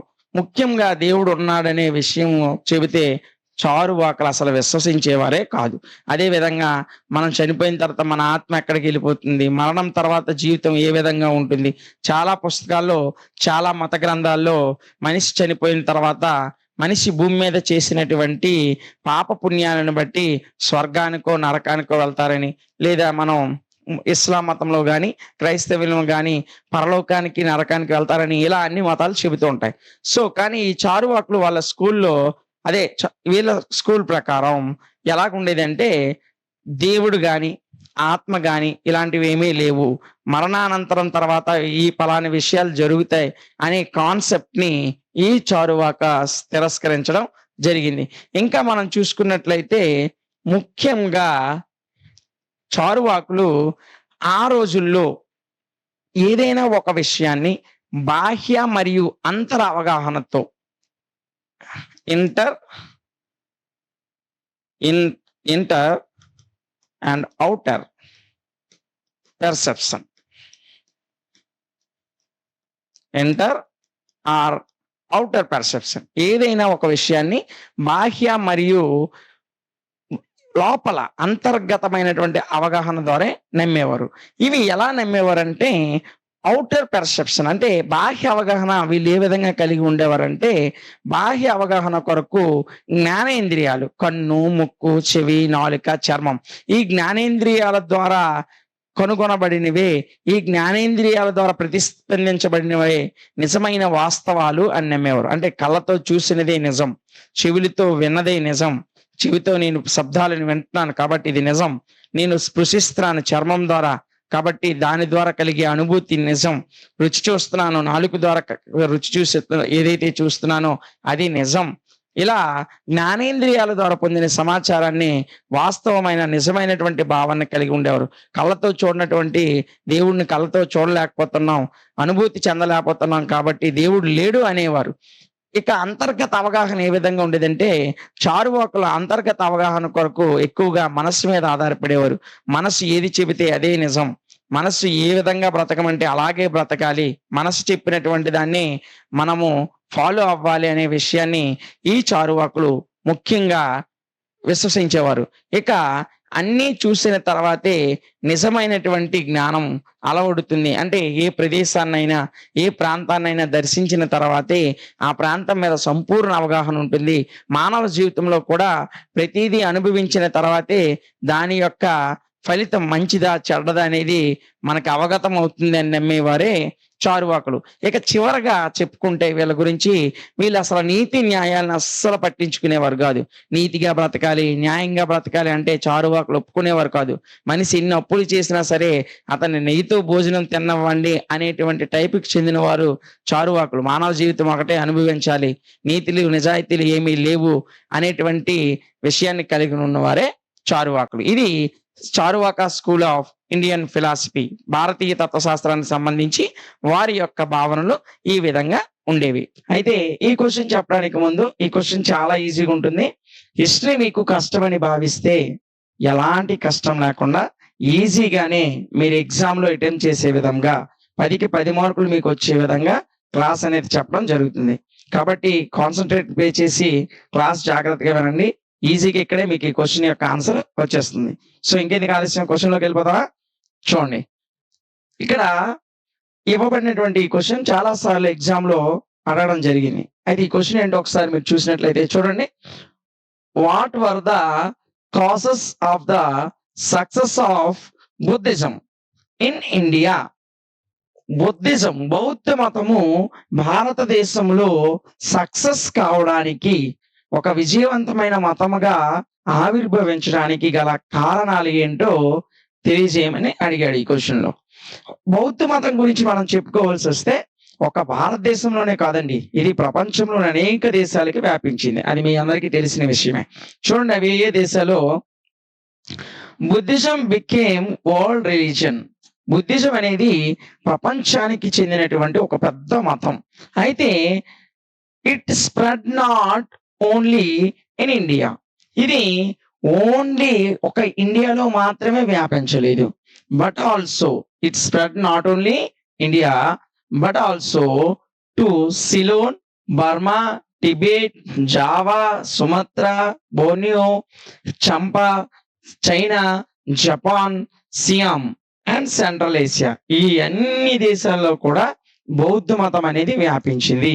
అయితే భారతదేశంలో పుట్టినటువంటి ఈ బౌద్ధ మతము ప్రపంచంలోనే ఇన్ని దేశాలకి ఎలా విస్తరించింది, ఇలా బౌద్ధ మతము ఇంతగా విస్తరించడానికి గల కారణాలు ఏంటి అనేది ఈ క్వశ్చన్ యొక్క ఆన్సర్ అవుతుంది. అయితే ఆ కారణాలు ఏంటో డీటెయిల్ గా చెప్తాను. చాలా ఈజీగా ఉంటాయి.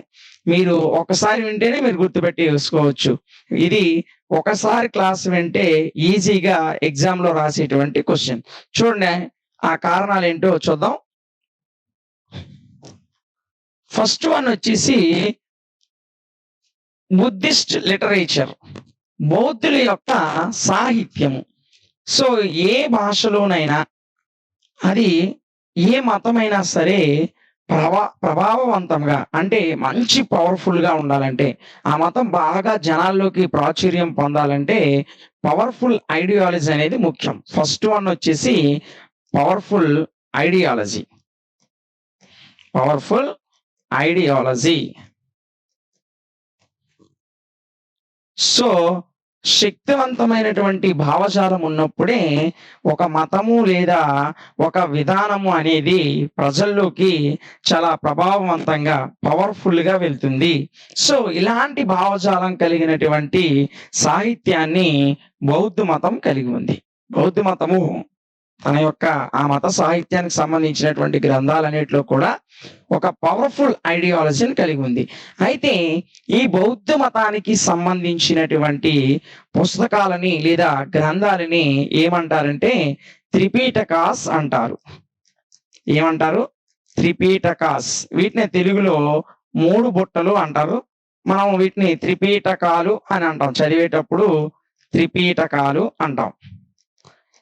ఈ త్రిపీటకాలు అనేవి బౌద్ధ సాహిత్యంలోని బౌద్ధ మతం గురించి వివరించేటువంటి గ్రంథాలు. ఈ మూడింటిని కూడా ఈ త్రిపీటకాస్ అంటే ఏంటో ముందు తెలుసుకోవాలి కదా. ఇందులో 3 పీఠికలు ఉంటాయి. అవి ఏంటి అంటే ఫస్ట్ వన్ వచ్చేసి శుద్ధ పీఠిక. ఫస్ట్ వన్ వచ్చేసి శుద్ధ పీఠిక. రెండోది వచ్చేసి వినయ పీఠిక. థర్డ్ వన్ వచ్చేసి అభిధమ్మ పీఠిక. శుద్ధ, వినయ, అభిధమ్మ.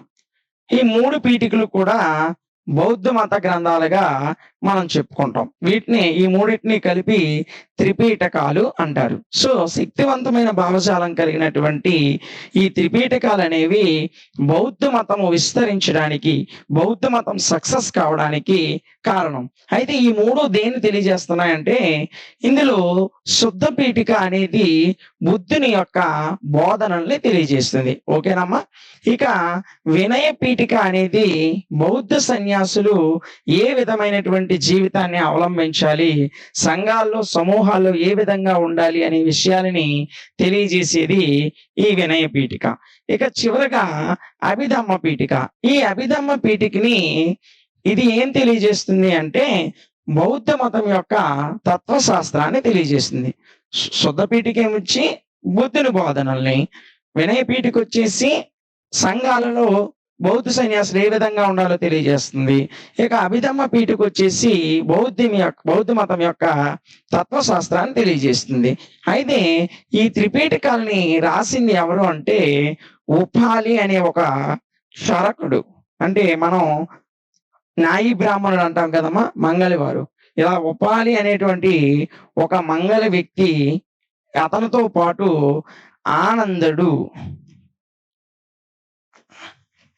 ఆనంద, ఈ ఉపాలి ఆనంద్ అనేటువంటి వీళ్ళిద్దరూ కూడా పాలీ లాంగ్వేజ్ లో, పాలీ భాషలో, పాలీ లిపిలో ఈ 3 పీఠికల్ని రాయడం జరిగింది.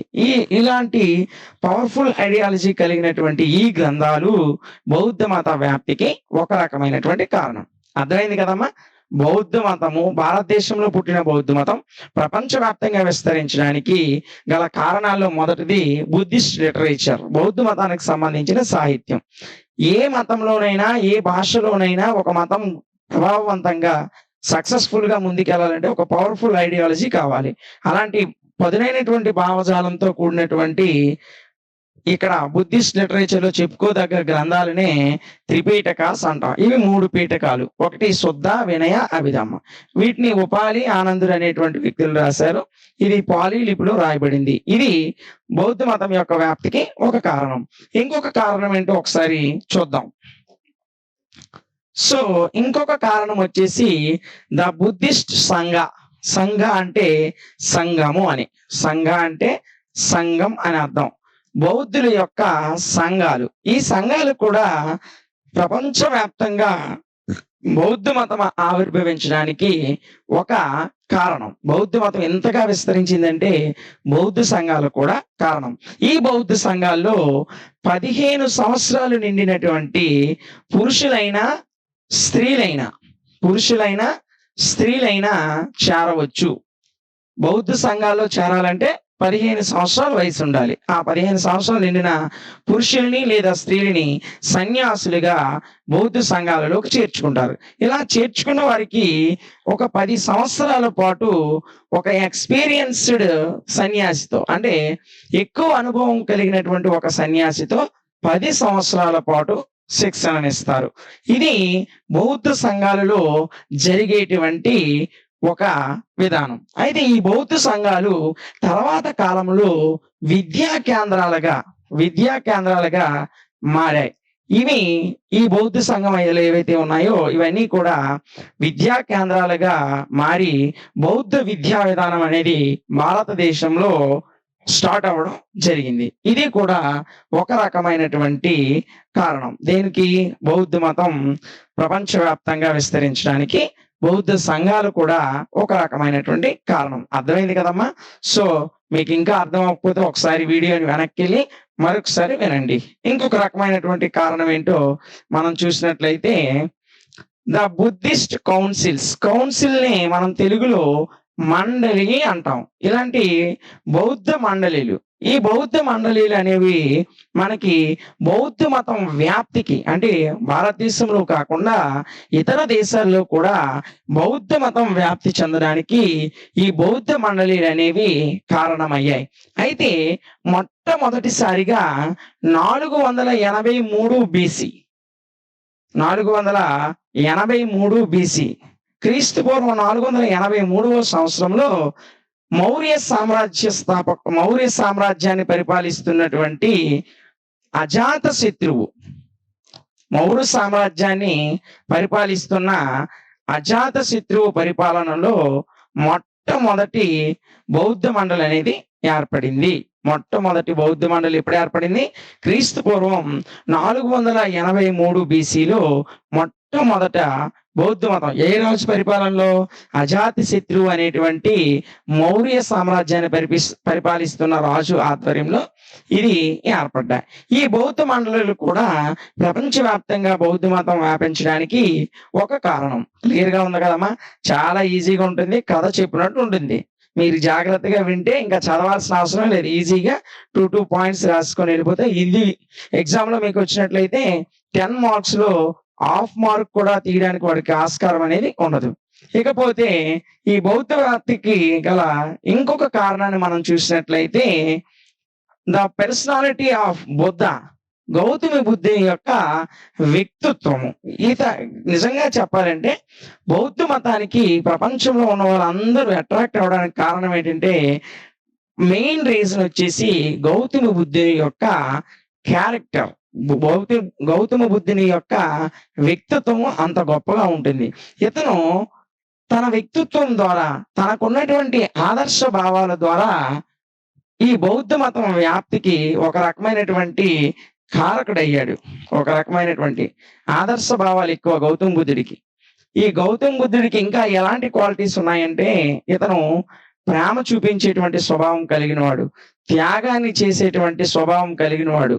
అలా సోదర భావాన్ని, కుల వివక్షత లేనివాడు, సోదర భావం ఉన్నవాడు, ఇలాంటి గొప్ప లక్షణాలు కలిగినటువంటి గౌతమ బుద్ధుని యొక్క వ్యక్తిత్వము బౌద్ధ మతం అనేది వ్యాపించడానికి ఒక రకంగా కారణమైంది.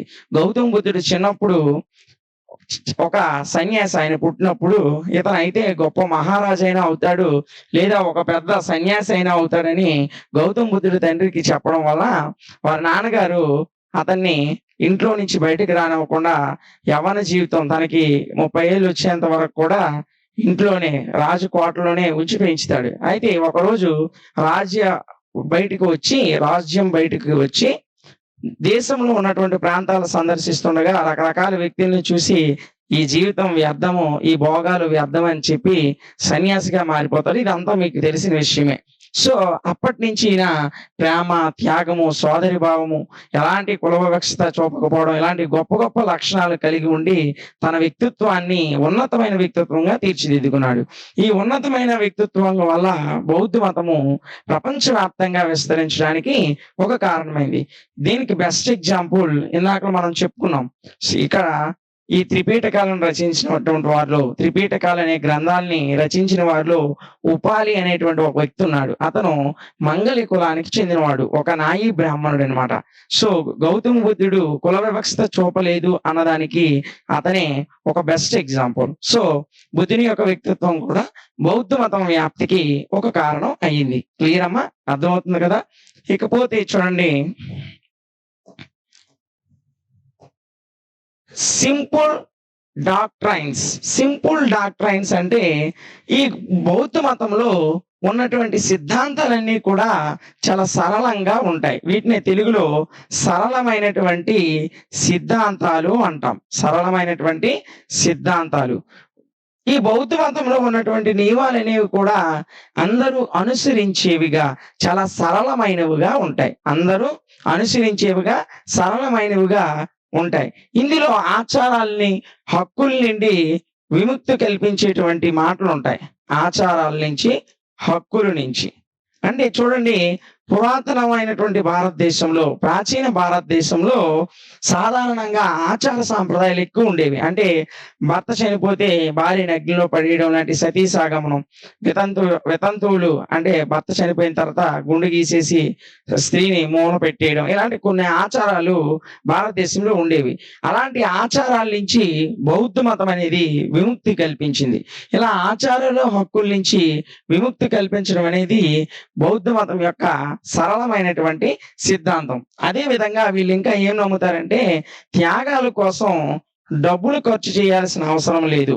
త్యాగాల కోసం డబ్బులు ఖర్చు చేయాల్సినటువంటి అవసరం లేదు అనేటువంటి సరళమైనటువంటి సిద్ధాంతాలు. ఎదుటివారిని ప్రేమించడం, ఎదుటివారి ఏ కులానికి చెందిన వారైనా, ఏ ప్రాంతానికి చెందిన వారైనా, ఎలాంటి వారైనా సరే వారిని ప్రేమించడం లాంటి గొప్ప ఆదర్శ భావాలు ఉండేవి. అందువల్ల ఇలాంటి సరళమైన సిద్ధాంతాలు కూడా బౌద్ధ మతం ప్రపంచవ్యాప్తంగా విస్తరించడానికి ఒక కారణమైంది. ఇంకా మనం చూసుకున్నట్లయితే చూడండి, రాయల్ ప్యాటర్నేజ్ అంటే రాజుల యొక్క పోషణ అని చెప్పుకోవచ్చు. రాయల్ ప్యాటర్నేజ్ అంటే రాజుల పోషణ. ఈ బౌద్ధ మతాన్ని అశోకుడు, హర్షవర్ధనుడు, అదే విధంగా కనిష్కుడు, అశోకుడు, హర్షవర్ధనుడు, కనిష్కుడు లాంటి గొప్ప గొప్ప రాజులు బౌద్ధ మతాన్ని పోషించారు. వాళ్ళు అనేక ఆరామాలు, అనేక స్తూపాలు, అనేక బౌద్ధ మఠాలకు సంబంధించినటువంటి నిర్మాణాలని ఈ రాజులు కట్టి బౌద్ధ మతాన్ని ఎంతగానో పోషించారు. అయితే వీరిలో ముఖ్యంగా ఈ అశోకుడు కళింగ యుద్ధం చేసిన తర్వాత అనేక మంది ప్రాణాలు కోల్పోవడం, అనేక మంది రక్తసిక్తమైపోయి గాయాలతో ఉండడం చూసి చలించిపోయి, ఇంత హింసకు నేను మరి పాల్పడను, ఇంకా నా జీవితంలో యుద్ధమే చేయనని చెప్పి బౌద్ధ మతాన్ని స్వీకరించి ఈ బౌద్ధ మత వ్యాప్తి కొరకు తన కుమారుల్ని, అదే విధంగా రాజ్యంలో ఉన్న వారందరినీ కూడా ప్రేరేపించి ఈ బౌద్ధ మత వ్యాప్తి కొరకు ధర్మ మహామాతృలు అనేటువంటి ఒక ప్రత్యేకమైన ఉద్యోగస్తుల్ని ఏర్పరచుకొని ప్రపంచ నలుమూలలకి బౌద్ధ మత వ్యాప్తి కొరకు తన యొక్క దూతల్ని ఈయన పంపించాడు. ఎవరు? అశోకుడు. ఇక ఈ కనిష్కుడు ఏం చేశాడంటే, మధ్య ఆసియా ప్రాంతంలో, అంటే ఆసియా ఖండం యొక్క మధ్య ప్రాంతంలో ఈ బౌద్ధ మతం విస్తరించడం కొరకు విస్తారంగా చాలా ఎక్కువగా కృషి చేసినటువంటి వ్యక్తి కనిష్కుడు. అదే విధంగా హర్షవర్ధనుడు కూడా బౌద్ధ మత వ్యాప్తి కొరకు అనేక ఆరామాలని, అనేక స్తూపాలని కట్టి బౌద్ధ మతాన్ని ఎంతగానో ప్రోత్సహించాడు. ఈ విధంగా రాజుల యొక్క పోషణ వలన, రాజులు కూడా బౌద్ధ మతాన్ని ఎంకరేజ్ చేయడం వల్ల ప్రపంచ దేశాల్లో ఈ బౌద్ధ మతము ఒక బలమైనటువంటి మతంగా ఆవిర్భవించడానికి కారణమైంది. ఇక మనం చివరిగా చూసినట్లయితే చూడండి, అడాప్టబిలిటీ అంటే అనుకూలత. బౌద్ధ మతాన్ని అనుసరించడానికి అందరికీ అనుకూలత దొరికేది. ఎందుకంటే ఇందులో ఒక కుల వివక్షత లేదు, ఫలానా కులం వారే రావాలని కానీ, లేదా లింగ వివక్షత, స్త్రీలే రావాలి లేదా పురుషులే రావాలని లేదు. ఏ కులం వారైనా, ఏ ప్రాంతం వారైనా, ఏ మతం వారైనా, లేదంటే అది స్త్రీలైనా పురుషులైనా ఎవరైనా సరే రావచ్చు. అనుకూలత కలిగి ఉండేది. అదే విధంగా మాంసాన్ని తినొచ్చు, విగ్రహాలను ఆరాధించవచ్చు. అవి రెండూ చేసి కూడా బౌద్ధ మతాన్ని అనుసరించవచ్చు. ఈ యొక్క కారణాల వల్ల విదేశ దేశాల్లో కూడా చాలా మంది విదేశీయులు కూడా బౌద్ధ మతాన్ని ఆచరించడానికి ఒక అనుకూలత ఏర్పడింది. సో ఫారినర్స్ ని చూసినట్లయితే వాళ్ళు ఎప్పుడు కూడా నచ్చినట్లుగా బ్రతుకుతారు. ఎక్కువగా డ్రింక్ తీసుకుంటూ ఉంటారు, లేదంటే ఎక్కువగా మీట్ తీసుకుంటూ ఉంటారు. సో అలాంటి విషయాలు తీసుకుంటున్నప్పటికి కూడా బౌద్ధ మతాన్ని అనుసరించవచ్చు. బౌద్ధ మతానికి గల ఈ అనుకూలత లక్షణం వల్ల బౌద్ధ మతము ప్రపంచవ్యాప్తంగా విస్తరించడానికి బౌద్ధ మతంలో ఉన్న ఈ అనుకూలత కూడా ఎలాంటి లింగ వివక్షత లేదు, కుల వివక్షత లేదు, మత ప్రాంత వివక్షత కూడా లేదు. ఎవరైనా రావచ్చు, స్త్రీలు అవ్వచ్చు, పురుషులు అవ్వచ్చు, ఎవరైనా రావచ్చు, ఎవరైనా బౌద్ధ మతాన్ని స్వీకరించవచ్చు. ఈ అనుకూలతను బట్టి బౌద్ధ మతం ప్రపంచవ్యాప్తంగా విస్తరించడానికి ఒక కారణం. సో ఇవమ్మ బౌద్ధ మతం ప్రపంచవ్యాప్తంగా విస్తరించడానికి గల కారణాలు.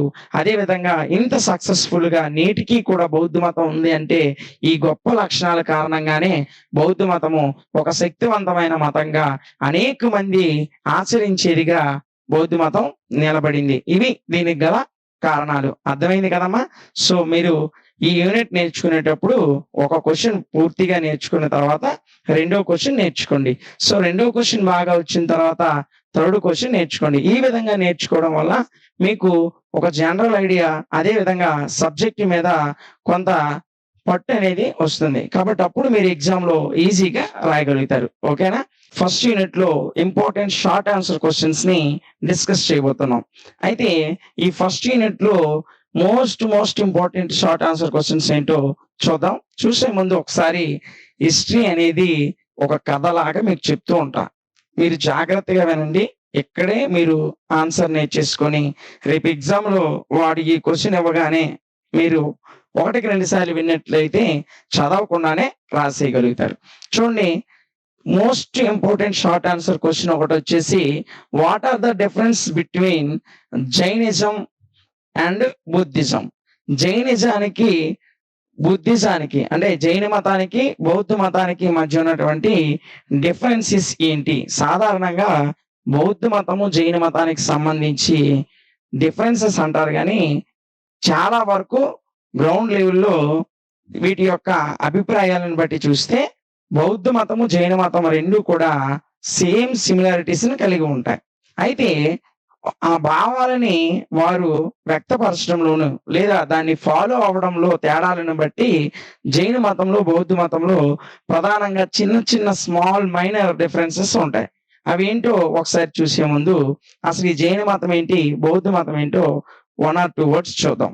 ప్రాచీన భారతదేశంలో అంటే 13th 14th 13-14 శతాబ్దాల కాలంలో భారతదేశంలో ప్రధానంగా ఆవిర్భవించినటువంటి 2 గొప్ప మతాలే బౌద్ధ మతం, జైన మతం. అయితే ఇందులో బౌద్ధ మతం అనేది బుద్ధుని యొక్క ఆచరణల ద్వారా, బుద్ధుడు చెప్పిన సందేశాలని ఆచరించడం ద్వారా, బుద్ధుని యొక్క బోధనల ద్వారా ఉద్భవించినటువంటి మతమే బౌద్ధ మతం. అదే విధంగా వర్ధమాన మహావీరుని యొక్క బోధనల ద్వారా, అతని యొక్క అభిప్రాయాలని అనుసరించడం ద్వారా ఉద్భవించినటువంటి మరొక గొప్ప మతమే జైన మతం. ప్రాచీన భారతదేశంలో 2 గొప్ప మతాలు ఉద్భవించాయి. అవి ఏంటంటే బౌద్ధ మతం, జైన మతం. బుద్ధుని యొక్క బోధనల ద్వారా వచ్చిన మతం బౌద్ధ మతం, వర్ధమాన మహావీరుని యొక్క బోధనల ద్వారా వచ్చిన మతం జైన మతం. Okay, clear? అయితే ఇవి రెండు కూడా చాలా వరకు సిమిలారిటీస్, ఒకే రకమైనటువంటి భావాలను కలిగి ఉంటాయి. అయితే వాటిని వ్యక్తపరచడంలోను లేదా వాటిని అనుసరించడంలో ఉన్నటువంటి చిన్న మైనర్ డిఫరెన్సెస్ వల్ల వీటి మధ్య గల తేడాలు ఏర్పడ్డాయి. అవేంటి ఒకసారి చూద్దాం. చాలా వరకు ఇవి మనకి ఒకేలాగా కనిపిస్తాయి. చూడండి, ఇటు వచ్చేసి జైనిజం, ఇటు వచ్చేసి బుద్ధిజం. ఫస్ట్ మనం జైనిజాన్ని చూసినట్లయితే, Jainism believes that the circle of rebirths and deaths will continue due to good or bad deeds until liberation is achieved.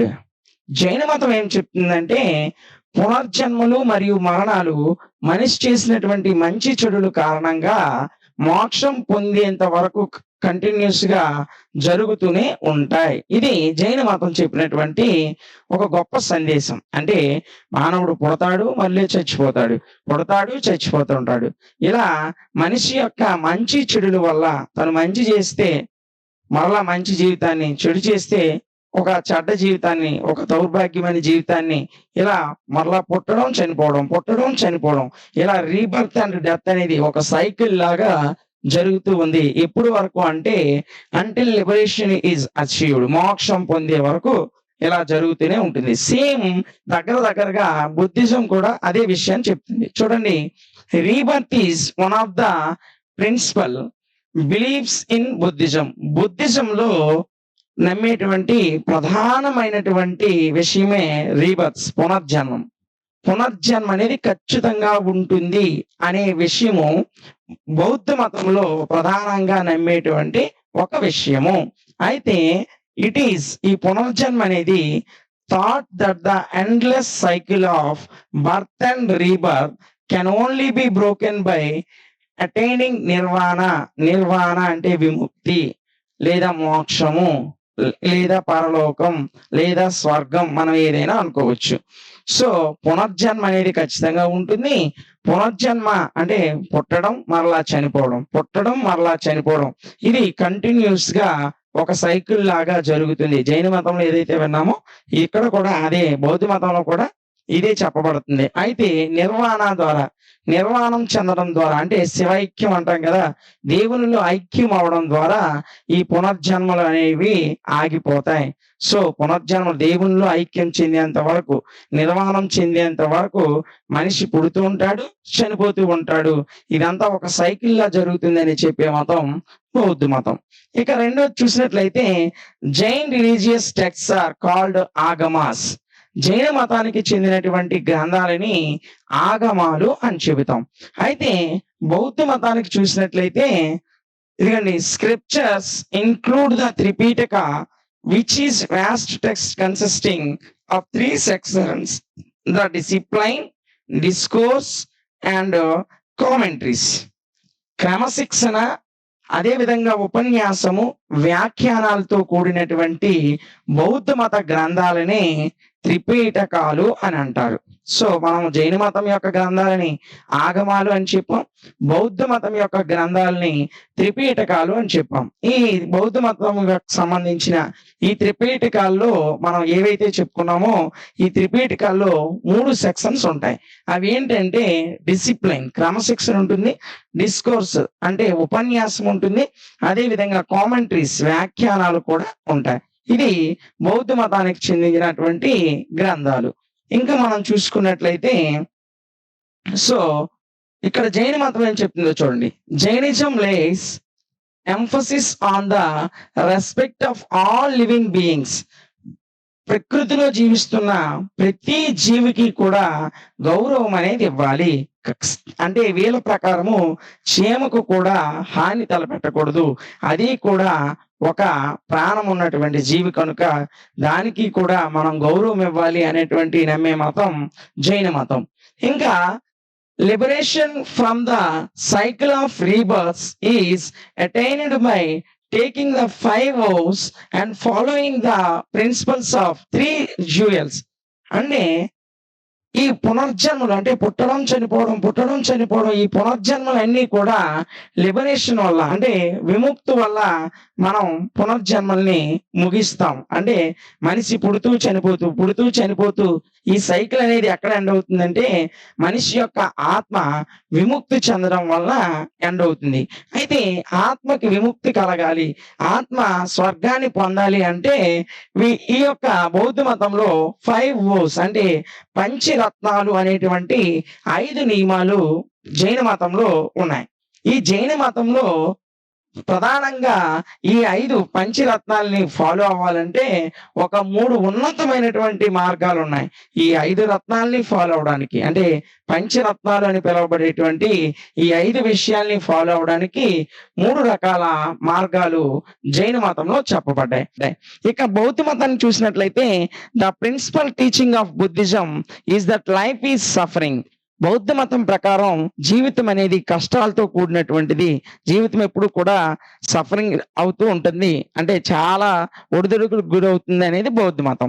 అయితే దీని నుంచి ఎస్కేప్ అవ్వాలంటే to escape suffering one needs to dispel ignorance by realizing the four noble truths and practicing eightfold path. అంటే మనము జీవితంలో ఎదురయ్యేటువంటి కష్టాల్ని ఎదుర్కోవడానికి ఇక్కడ 4 సత్యాలు బౌద్ధ మతంలో చెప్పబడ్డాయి. ఈ 4 సత్యాలని 8 ఫోల్డ్ పాత్ అంటే 8 ఉన్నతమైన మార్గాల ద్వారా ఈ 4 సత్యాల్ని ఫాలో అవ్వచ్చు అని చెప్పేది బౌద్ధ మతం. ఇక చివరిగా చూసినట్లయితే sin is defined as harm to others. జైన మతం ప్రకారము ఇతరులకి హాని చేయడం పాపం. అదే బౌద్ధ మతం చూసినట్లయితే sin is not a concept in Buddhism. బౌద్ధ మతం ప్రకారం పాపము అనేదే లేదు. ఇది బౌద్ధ మతానికి జైన మతానికి ఉన్నటువంటి సిమిలారిటీస్. ఇది దీనికి సంబంధించినటువంటి పూర్తి వివరణ. సో మీకు గనుక మన వీడియో నచ్చినట్లయితే లైక్ చేయండి. ఇంకా ఎవరైనా మన ఛానల్ సబ్స్క్రైబ్ చేయకపోతే సబ్స్క్రైబ్ చేసుకోండి. మీరు లైక్ చేయకపోయినా పర్లేదు, మీ ఫ్రెండ్స్కి షేర్ చేయండి. ఇది వారికి కూడా ఉపయోగకరంగా ఉంటుంది. ఇలాంటి మరిన్ని వీడియోస్ కొరకు మన ఛానల్ని సబ్స్క్రైబ్ చేయండి. Thank you.